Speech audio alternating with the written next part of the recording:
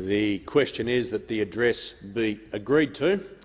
And before I call the honourable member for Higgins, I remind the House that this is the honourable member's first speech, and I ask the House to extend to her the usual courtesies. And I call the honourable member for Higgins. Yeah. Thank you, Mr Speaker. I stand here incredibly humbled by the people of Higgins who have chosen me as their representative in this federal parliament. I've always been fascinated by handwritten letters. They capture a fleeting moment in time, like a dragonfly in amber, an arrested moment for future generations to reflect on and marvel over. When I was 7, my school, Albury Public School, asked each student to write a letter for a millennial time capsule to celebrate the school's 150 years of existence. 25 years later, my brother Tim and I travelled back to our childhood town, Albury, on the banks of the mighty Murray River to retrieve those letters. To our surprise, a further 4 letters dropped from our family's time capsule, one addressed to each of my 3 siblings and me. They were letters from Mum, who had died of lung cancer at age 58. And they were like a voice from the grave. Even now, the hairs on my arm rise when I think of those letters to our future selves. Mum knew us as only a mother can. She knew our little foibles, and being from country stock of many generations, she didn't hold back. She was always someone who called a spade a bloody shovel. She told me I'd go far if I could just get hold of my emotions, that I shouldn't worry about my brother Andrew teasing me. He would grow out of it. He has. That I loved my little sister Penny and she would be my lifelong best friend. She is. That I shouldn't, and as all mothers, she had dreams and aspirations for all of us. I was to be a teacher. She wasn't to know I would become a university professor. She worried about how my generation would juggle work-life balance. She could already recognise the warm winds of change for the place of women in the world. But it was my eldest brother Tim's letter that was the most difficult to read. Mum and Dad didn't know what lay ahead for Tim. They couldn't yet see the struggles with mental health and the development of schizophrenia that would consume Tim and our family for decades. A cruel and unrelenting illness that, but for a minor difference in a brain receptor, any one of us could have had. Tim, you've lived a life of dignity and grace. I know it hasn't been easy, and never once have you used it as an excuse. But you remind me every day of the humility of life and that we cannot take our health for granted. I'm proud to be part of a new government that has made a significant commitment to mental health, and in particular to youth and Indigenous mental health. Too many young lives are lost prematurely, including my beautiful cousin Matthew at only 25 years of age.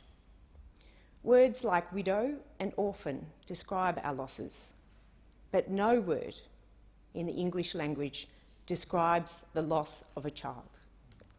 We should never give up hope to prevent these tragedies. While Mum kept my feet firmly on the ground, Dad lifted my aspirations to follow in his footsteps as a doctor. Dad loved his patients and his patients loved him. I know because they told me, whether it was the nurses at my work experience at the Albury-based hospital or when many of them unexpectedly turned up to our church for our wedding, or at his funeral in Melbourne. When Dad developed Alzheimer's, he knew what lay ahead.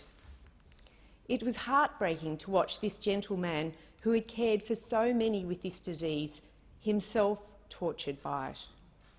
But throughout his slow and unrelenting deterioration, he never once complained. In the last year of his death, he lost the faculty of his speech. But he had 2 words left: thank you. Dad's gratitude for the family and life he was given was boundless, and even Alzheimer's could not defeat it.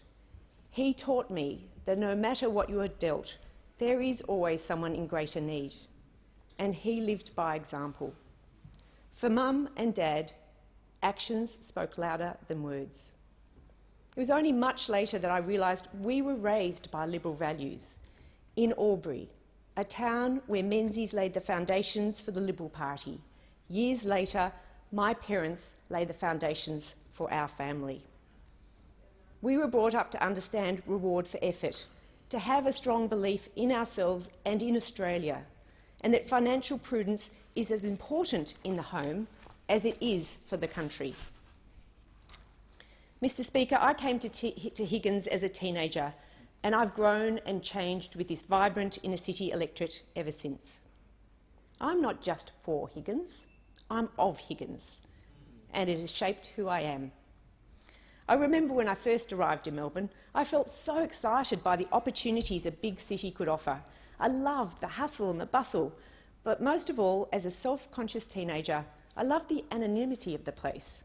I felt that I could be who I wanted to be, not what was expected of others. But as I've grown older, I've realised that Higgins is filled to the brim with interconnected and vibrant micro-communities, communities around culture, country of origin, sports, education and social support networks, too many to name. And of course, the vibrant culture of food and fashion that stretches from Chapel Street to Chadstone. We are home to a thriving LGBTI community, and I'm proud to be a member of the first LGBTI branch in Victoria, Liberal Pride. Higgins is home to the full social spectrum. Younger than most electorates, we have a high proportion of university students.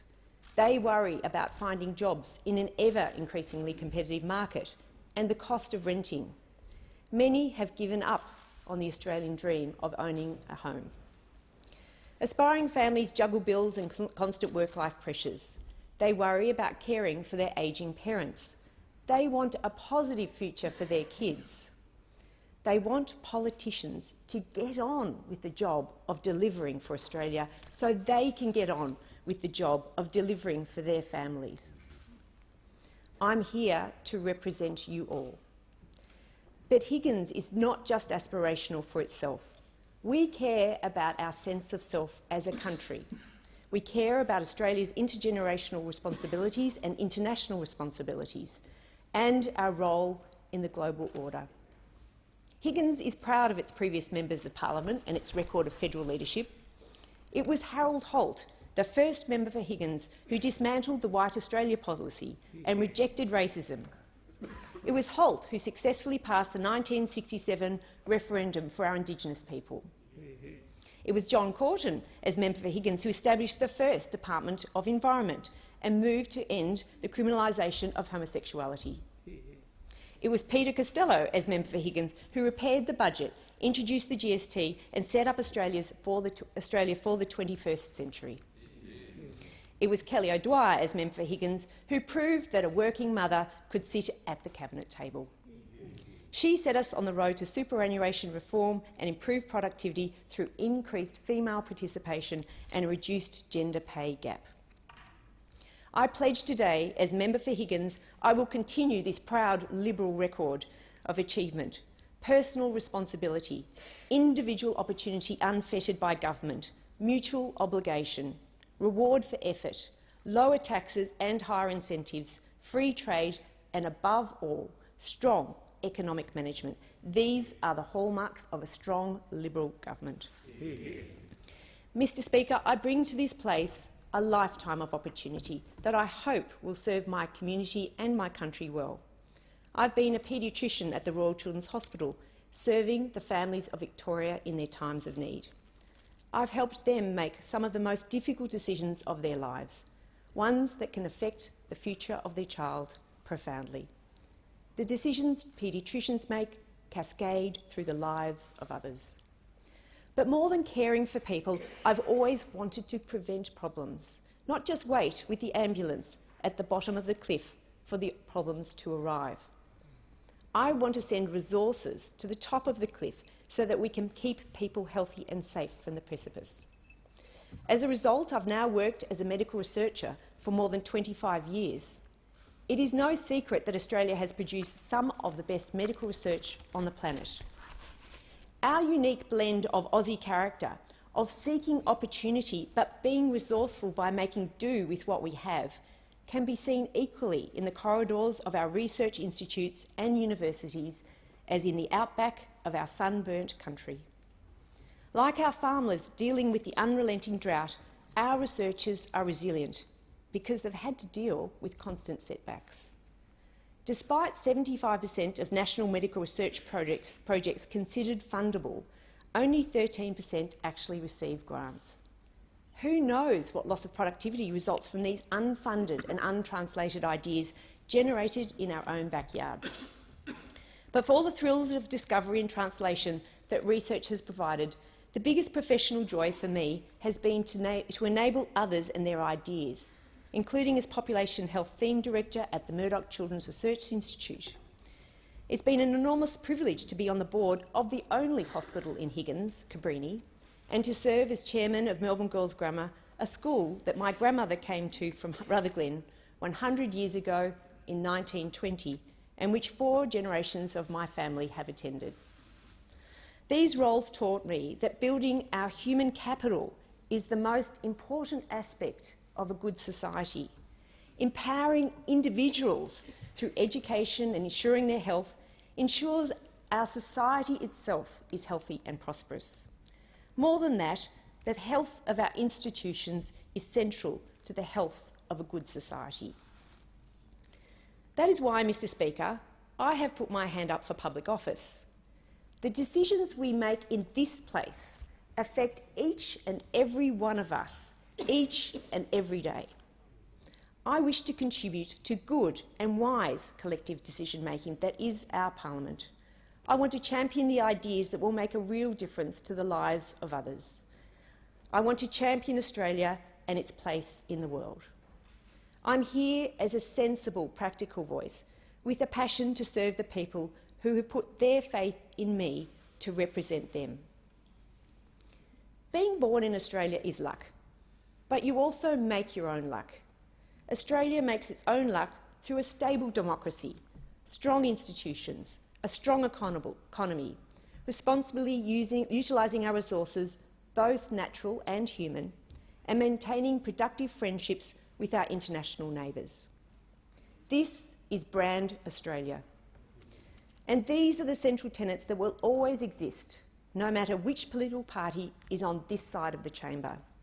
How these are addressed is what marks a successful government. Immigration is central to our economic prosperity. I want to ensure that those who seek a better life in our country are warmly welcomed and made at home, that they are given the same opportunities as all Australians to aspire to a better life. Climate change is real and affects us all. There is now a major and inevitable transition occurring in our energy sector to a clean and sustainable energy future. It is not just an environmental imperative to act, it's an economic one. We need to be open to new possibilities to reduce emissions to hasten that future and use our Australian pragmatism to lead the world in sustainable energy. I believe that the Australian public is ready for a mature conversation on new technologies such as hydrogen and even alternative energy sources such as nuclear, which will only move forward with bipartisan support. As a scientist, I will champion scientific solutions for the challenges we face. Science is a contest of ideas, just like politics. And in both cases, we are the servants of the taxpayer. Disagreement is part of being a scientist, as it is for politics. As our Prime Minister is apt to say, we don't need to disagree less as a parliament, we just need to disagree better. We do well when we think of others, but even more, we do well when we enable others. A robust education that provides resilient learners is the best way to create opportunity. Our education system needs to continue to respond to the increased challenges of the 21st century. Work is rapidly automating and digitalising. It is changing faster than ever. But learning doesn't stop when you finish school or TAFE or university, and we need to support a system of continuous learning. As our third highest export, our higher education system needs support and investment to capitalise on its investment. But I will fight to defend academic freedom. We should be ambitious for our healthcare system. It is one of the best in the world. It is unique, an effective blend of public and private, where the private sector provides innovation and the public sector provides a safety net for all. Technology enables improved access for patients remotely, and we need to explore healthcare systems that are better decentralised and more efficient, but not just in the regions, in our cities too. As our population inevitably ages, so too will the burden of the lifestyle diseases of the 21st century. Diabetes, obesity, asthma, allergy and heart disease.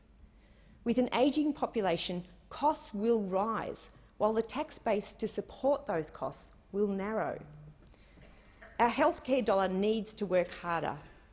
Most importantly, we need to incentivise preventative healthcare solutions rather than costly reactive ones.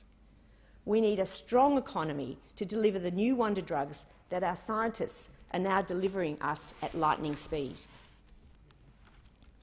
A strong country is one that is at peace with its past. We still have more to do to ensure our First People have the same opportunities for a safe, healthy and prosperous life, but I believe constitutional recognition of Indigenous Australians is an important next step on that road to a stronger future for all Australians. My time in the Northern Territory looking at the high rates of mortality in the newborn population of our Indigenous population shocked me. It mirrored what I had seen in Kenya, yet here we are, Australia, a first world country. I grew up through the Thatcher years, where we as women felt the glass ceiling of possibility was finally shattered. At school, we were told we could do anything, but not the practicalities of how to do it if we wanted to juggle a family. As the oldest of Generation X, I know many of us have privately struggled with having it all. But we were also lucky the digital revolution helped us forge the way on part-time, flexi-time and working from home. One of our greatest opportunities for increased economic growth and productivity lie in increasing the engagement of women in the workforce. This will be achieved by answering tough questions relating to childcare and responsibility. True equality starts in the home. Our children need more than childcare, they need universal quality early life education to give them the best start in life. To me, that's a non-negotiable. My cousin Margaret Bonfield was the first female member of Cabinet in the UK Parliament almost 100 years ago. In those days, women, like our party's co-founder, Dame Elizabeth Couchman, had to choose between public life and having a family. The legacy of these women is left to us to champion. Some women choose not to have a family. For others, the choice is made for them. We should never judge. To the people of Higgins, I promise to serve you to the best of my ability. My intentions will always be honourable. Politics is the complex art of balancing the needs of many voices, but just on a very big scale. Mr. Speaker, I am deeply grateful to the Liberal Party, from the support of the parliamentarians and Secretariat to the more than 800 volunteers that gave up their time to help hold Higgins. Thank you. Our opponents threw everything, including the kitchen sink, at us, and they expected to win. My campaign team was incredible. After campaigning for 19 months in Prahran at the Victorian state election with an unsuccessful outcome, every single one of them got behind me just a couple of months later to do it all again in Higgins. If that's not resilience, I don't know what is. And it is here that I want to personally thank the Prime Minister, Scott Morrison. The victory you delivered is one for the history books. along with our party deputy leader and my friend and electorate neighbour, Josh Frydenberg, you have delivered a strong, united and stable leadership. To my family and friends, so many of you here sharing this day with me, there are too many of you to thank individually, but thank you from the bottom of my heart. Thank you for believing in me and for your wise counsel over that essential cup of tea. Melbourne breakfast, of course. Mum always said that women marry their father. I used to scoff at such silliness. But after 30 years of an extraordinary partnership with my husband, Malcolm, I realise he has a lot in common with Dad. Both are gentlemen, thoughtful and considered, and deeply committed to family. But what attracted me most to you, Malcolm, is your ironclad sense of what is right and wrong. You're always someone who will choose what is right over what is popular. This is the core of who you are, and your wise counsel will be more valuable than ever in this next phase of my career. But children are my greatest joy. How good are kids? As Enid Lyons said in her maiden speech as the first female MP in the Australian Parliament, people began to think you have courage or hardihood to have a family of more than 2 or 3. Certainly, Malcolm and I took the Howard Costello baby bonus initiative a bit too literally. We had one to replace each of us, one for the country, and even one for the Liberal Party. Kids, Monty, Jemima, Arabella, Archie. I'm not going to publicly embarrass you by telling you how much I love you. Know that what I do in this place, I'm doing for you and your generation and for those who follow. I don't know how long I have in this place, or indeed on this planet, but I've always stood up for a better future, and I'm not stopping now. But my final thanks are to my mother. I didn't always have an easy relationship with my mum. She had a difficult childhood and she carried a lot of unresolved anger. She taught me grit and determination because, as she said, she came from good peasant stock. Although our friends think she came from wine aristocracy, as the sister of the great Mick Morris of 6 generations Rutherglen winemaker fame. I know it was Mum's deepest sadness that she didn't get to meet any of her grandchildren. I'd always thought she was gone, but as I've written this speech, I realise she's here now, beside me, guiding me. As my Uncle Mick rang me after the election said, "Your mum would be proud of you, Kate." I thank the House for its indulgence.